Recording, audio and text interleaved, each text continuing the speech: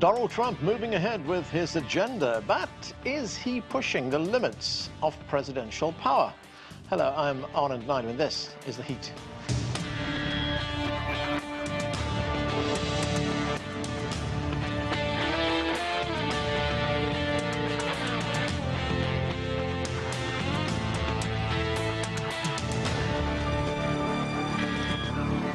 When Donald Trump was a candidate for president, he promised to deport some of the toughest criminals in the United States. Over the weekend, his administration loaded hundreds of alleged Venezuelan gang members onto planes and sent them to a prison in El Salvador. But a U.S. federal judge intervened to block the deportations and issued an order to turn back the flights. The White House did not do so. As President Trump moves to transform the U.S. presidency, is he also pushing new untested powers? And could that lead to a potential constitutional crisis? We begin with this report from CGTN's Jim Spellman. You have to speak to the lawyers about that. U.S. President Donald Trump is pushing the limits of presidential power, seeming to ignore laws regarding federal personnel and grants, declaring pardons issued by former President Joe Biden to be invalid, and deporting migrants and even green card holders without due process. It feels like they will just bend the Constitution and bend the First Amendment to make it be whatever they want. Trump and the White House deny breaking any laws.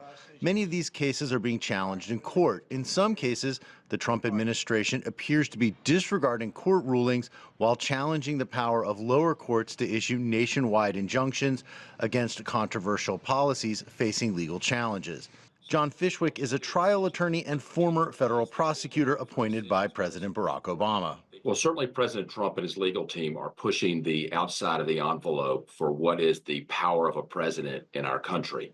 And so I think he says, I'm going to take on all these legal cases, knowing that at some point, some of these cases are going to make their way to the United States Supreme Court, and I think I'm going to win there. The Supreme Court currently leans 6-3 in favor of conservatives like Trump, who appointed 3 of the court's justices. Fishwick says there is a good chance Trump will be victorious before the court on some issues, especially on those regarding immigration and national security, but that the court will likely rule against the president on others. And could that set the stage for a constitutional crisis? I think it would take a decision by the Supreme Court that the president wouldn't follow. There are going to be a number of those. I think he's counting on winning those. But if he doesn't win those and he doesn't follow one of those, then that would be a constitutional crisis. So what happens if Trump openly defies Supreme Court rulings? It's simply not clear, but the answer likely wouldn't involve criminal prosecution. Last summer, the Supreme Court ruled U.S. presidents are mostly exempt from prosecution for official acts, and fewer safeguards are in place now than under previous presidents. It's a dark day for our country when it appears we have leaders in the Department of Justice who refer to themselves as the president's personal lawyers.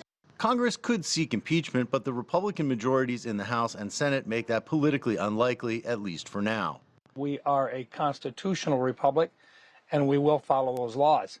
At the same time, just once again, I think the president is doing everything he can to honor his promise that he's going to keep our families safe. Democrats are speaking out against Trump's move to expand power. We now have a president in the 21st century who believes he's a king, but have so far failed to rein in Trump's attempts to expand presidential power. If President Trump is successful in expanding the powers of the U.S. presidency, it could have a far-reaching impact even after he leaves office. We're creating a very kind of imperial sort of position with the presidency of the United States. I don't know if our founding fathers envisioned it that way, but that's where we're headed. And so the next president gets to pick up the ball and run with this. Jim Spellman, CGTN, Washington. Okay, let's bring in our panel to discuss all of this. With me here in the studio is Joel Rubin. He is a former U.S. Deputy Assistant Secretary for House Affairs. Joining us too is Brandon Brice. He's a columnist and Secretary of the Delaware Republican Party. Also with us is Brice Fein. He is a constitutional lawyer. And with us from Miami is political analyst Jadan Horyn. Welcome to all of you to the show. Joel, let me start right here in the studio. And let's start with this controversy over this plane which left the United States over the weekend. Well, actually, there was more than one plane, when the government deported over 200 alleged Venezuelan gang members, sending them to a mega prison in El Salvador. A judge did intervene, as we just heard, calling on the planes to fly back, to return, but that did not happen. As our reporter asked in his piece, is this the White House testing the limits of presidential power? I mean, there's so many different elements here. There's immigration law, there is constitutional law, there's the limits of presidential power. What are all the implications of all of that? Yeah, well, and we're clearly in the throes of a struggle for our democracy right now. And the president, he made a decision that he was going to move forward on sending out these individuals, these people, which we must say we don't know if they're all Venezuelans, and we don't know if they're gang members because they were never tried in court. There's no proof or evidence that they committed any crimes. We just don't know, which is very dangerous. But the president, by engaging this rendition policy, which is what I will call it, he has decided that he's above the law. So the court intervention is a nuisance for him. He didn't seek court approval. He didn't seek congressional approval. He took a unilateral action to deport people that were not given due process. And the result now is it's a mess in the courts, and we're going to see whether or not there is any authority left in the courts. And the judicial branch is headed by Chief Justice Roberts, who today called out President Trump and his allies for calling for impeachment of a judge who didn't do what they wanted. Well, that's the role of judges. They adjudicate the law. If you don't like their decisions, appeal it. That's what the chief said, and that's the right thing. President Trump, he should have turned that plane around and followed the rules. Instead, now he's going outside the bounds of the law. All right, let me go to Brandon Brice. Brandon, Trump and his team, well, of course, they're taking a lot of heat for not complying with that particular court order. I mean, how likely is it that we, at some point, are going to see a major clash between the judicial branch of government and the executive? Well, it's really likely, but let's be honest, this is Donald Trump. I mean, he actually runs towards controversy, which makes him a very unique kind of president, because as most presidents try to limit controversy, Donald Trump takes it on. I mean, this is what this guy loves: the media, he loves the press, and he tries to use the bully pulpit best to his ability. But here's the catch. You know, I'm shocked. So many people are saying, oh, we can't believe the president. He told you what he was going to do, and he's doing it. And so, as they say, promises made, promises kept. Donald Trump is delivering on what he already told you he was going to do. Right, Brandon, I understand that. Promises made, promises kept, but still, the president is also subject to the law, isn't he? Absolutely. But let's also look at, this is a guy who, I mean, let's be honest, he's defeated the law where the law a year ago was against him. They said, oh, he's going to jail. Donald Trump is the president of the United States now. So if there's anybody who's not afraid of the law, it's Donald Trump. The one interesting thing is that when we talk about the courts, he's got the court 6-3. The question is the courts going to side with him? And even when it comes to some of his policies, he has the control of the Senate, he has control of the House. Will they go in favor of him? I think that's the more important question, is who's going to follow and who's going to push back.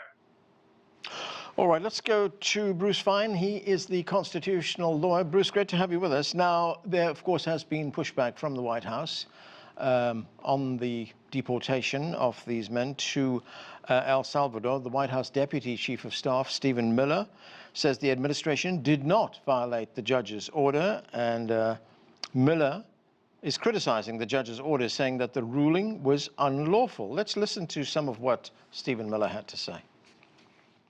The American people voted for this specific action to occur, and it has occurred, and it is occurring, and it will continue to occur.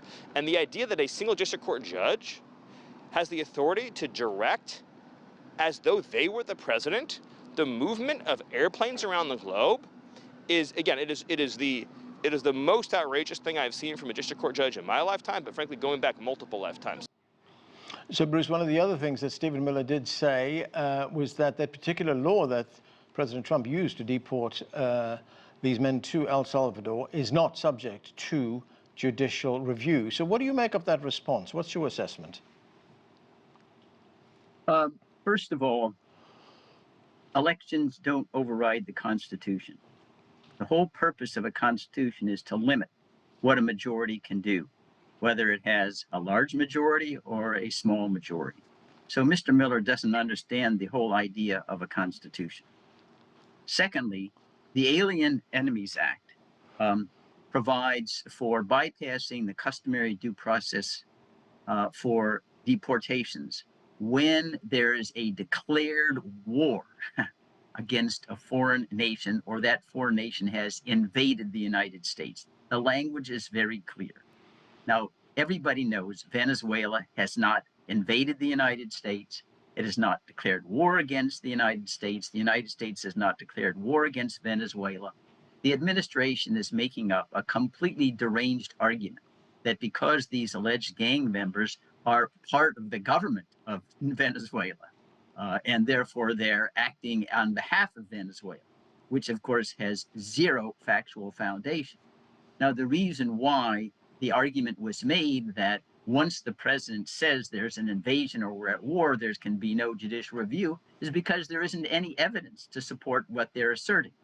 And that means that the president is not failing to faithfully execute the laws. It's an obligation under Article 2, Section 3 of the Constitution.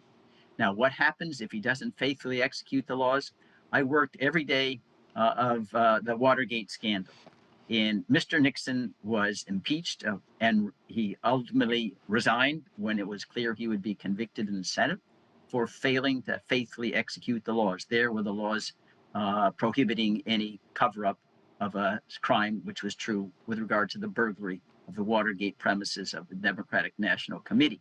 Now, I do want to say that this issue of imperial presidential power is not modern.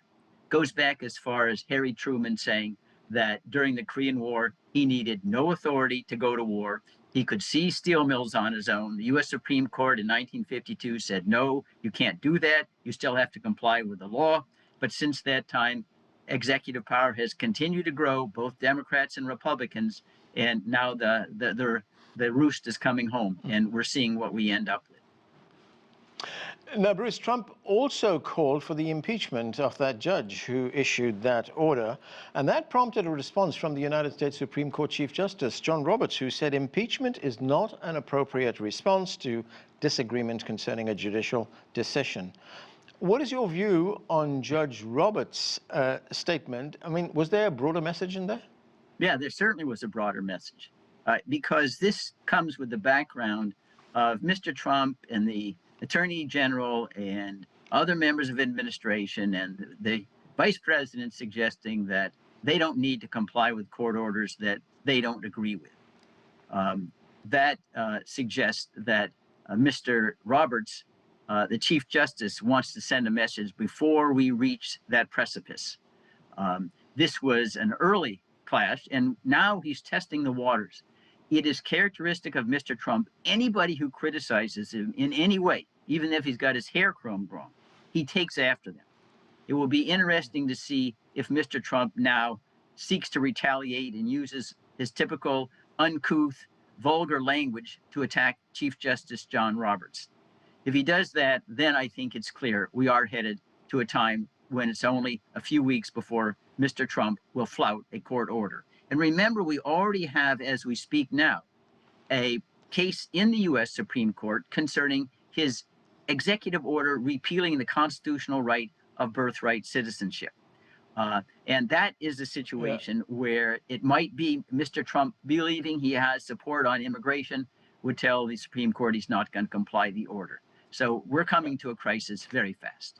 All right, Brice, just one other point, very briefly, if you could, before I move on, and that is that court order, the White House did not comply with that court order. Was that a violation of the court order? Well, the judge says he's going to have a further hearing on Wednesday. I'm someone who believes in due process. I don't think we go and make conclusions when there's still facts that we may not know about. Now, there may be a violation, may not, but that's what we need to, that's why we have laws and due process. So you get facts before you reach conclusions. Right. And we'll know by Wednesday, probably. Okay, let me go to Jadan Horyn. Jadan, President Trump also attacked Judge Boasberg, that's the judge who issued that order to halt those deportation flights. In a social media post, President Trump wrote, "He didn't win anything, I'm just doing what the voters wanted me to do."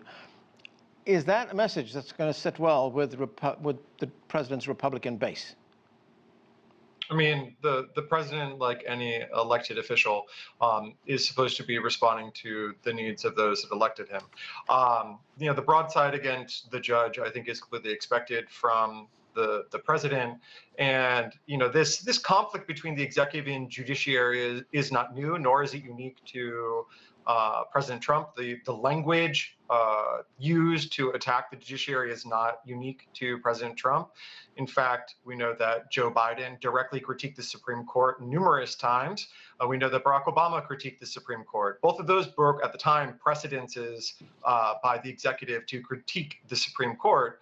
And I think Bruce has a really salient point. I was listening to him. Yes, it goes back to Truman, but the fact of the matter is, it really goes back to the founding of the nation in kind of when we're talking about Marbury versus Madison, and the Supreme Court saying it's inherently the province of the court to decide what the law is, was staking a claim to something from the executive and from the legislative. And we fast forward and we have Bush in 2006 defying a Supreme Court order relating to FISA courts and NSA spying, and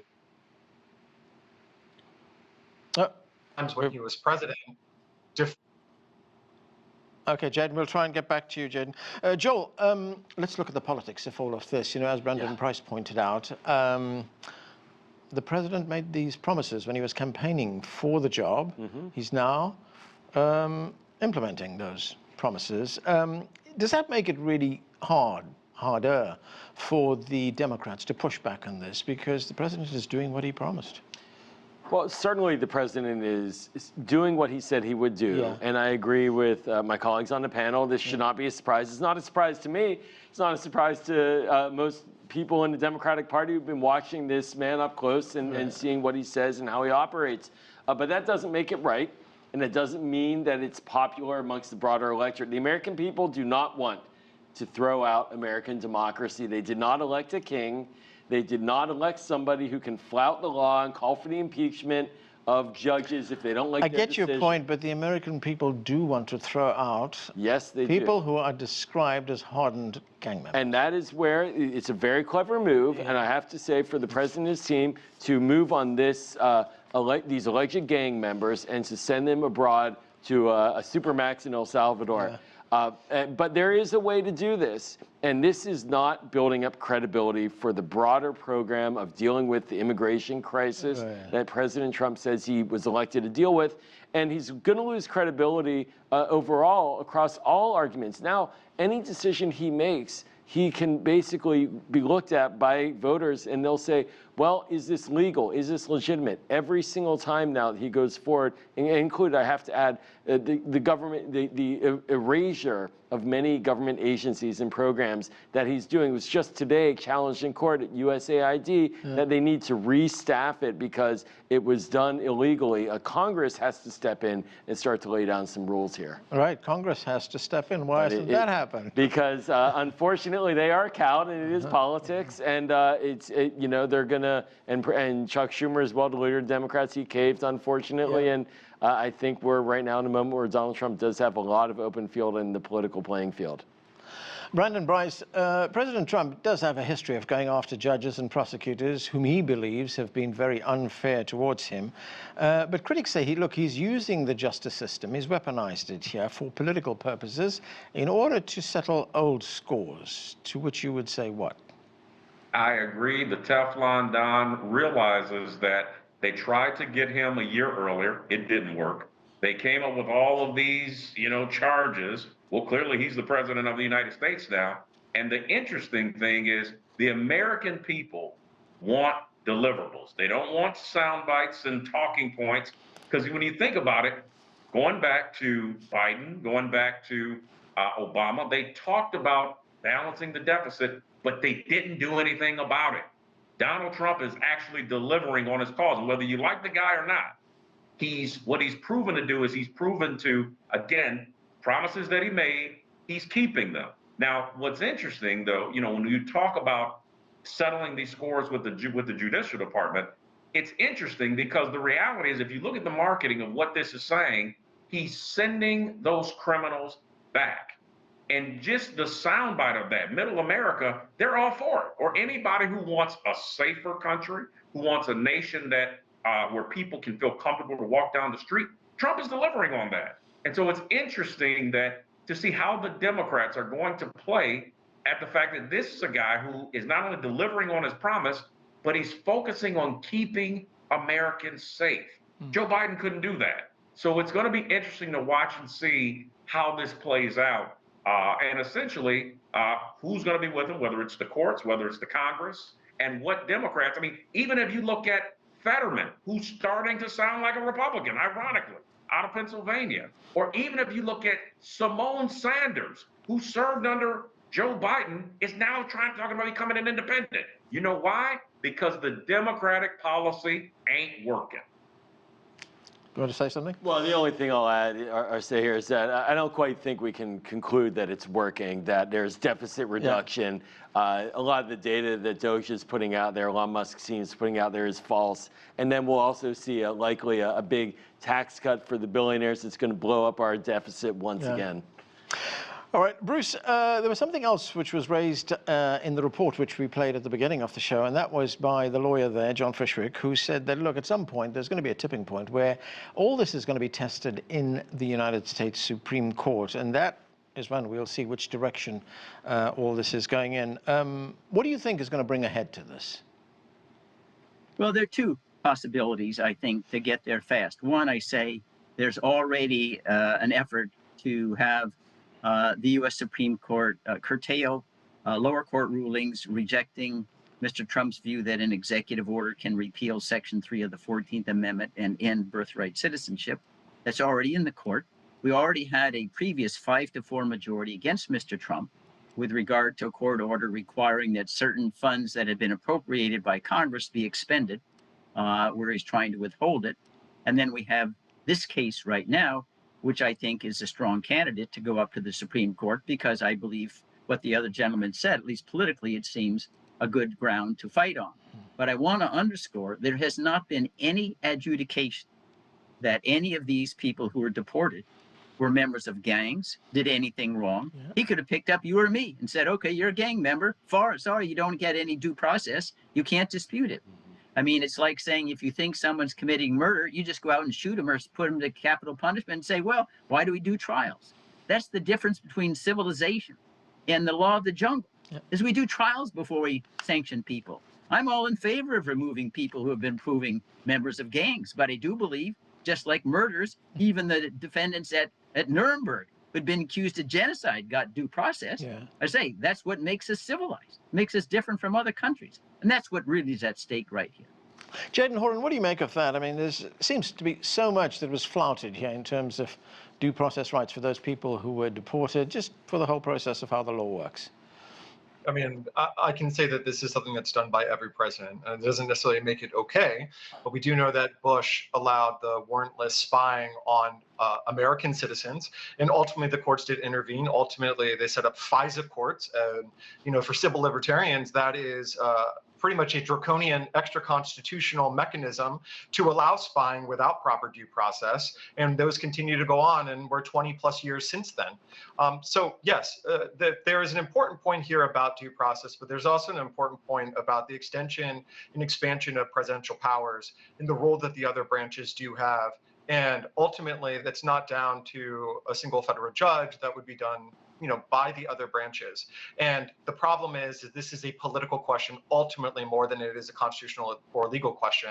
And accountability only ever happens when there is a party that's in opposition, either in the White House or in the legislature, that opposes it. Because when parties are in line, then they have no problem allowing the abuse of power by their preferred party. So ultimately, at the end of the day, what we're going to look at, and whether we have a quote constitutional crisis or not, something we can say is that the previous president, to many conservatives, created a constitutional crisis with student loans, and yet here we are. We're still a functioning democratic republic post that presidency, and that crisis, while it existed constitutionally, it didn't become a nationwide crisis or a political crisis or one that ultimately brought down the federal government or the United States. And Joel, getting back to the political pushback, I mean, the Senate Minority Leader, Chuck Schumer, who's a Democrat, he's taking a lot of criticism over his leadership abilities, over his decisions he has made. I mean, the progressive wing of the Democrat Party has accused him of not doing enough. There's been not enough of a pushback against the Trump agenda. So, I mean, if you look at it, what are the Democrats' options right now? Someone pointed out earlier that Trump has the White House, he has the Supreme Court, most of the people there appointed by him, and they've got both houses. I mean, there's real anxiety in the Democratic Party right now, and the decision to support the continuing resolution that Leader Schumer enacted, that really depressed the base of the party at a moment. To finance the government. To finance the government, to avoid a shutdown. It depressed the base of the party without a doubt. Now there are calls for him to be removed. But I do think that the power is still there if the American people who are opposed to what President Trump is doing take it. On the grassroots level, there's energy. There are state governors. There are members of Congress who are Democrats. I think the frustration with Schumer in this instance is that he didn't play all the cards he could. He didn't use all of the authority he has at his disposal, which would have been to ultimately prevent the continuing resolution from going forward and shutting down the government in order to get a better deal. But I don't see a lot of excitement right now about Democratic leadership, but there's a lot of grassroots anxiety and energy bubbling up. Okay, Brandon, I've only got 40 seconds left. Very quickly, you know, you pointed out earlier on that people who voted for Trump especially, will be looking for what you said were deliverables, things like keeping prices down, keeping inflation in check, and, of course, keeping the country safe as well and having a strong economy. Are you surprised that we're discussing this right now, this immigration case, so early in the presidency?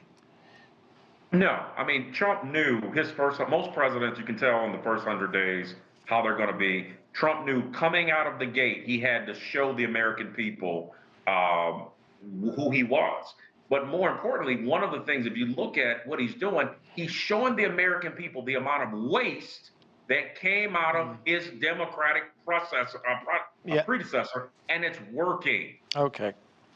Okay, we are going to have to leave it there. Thanks to all of you for being with us. That is it for this edition of The Heat. I'm Anand Naidu in Washington.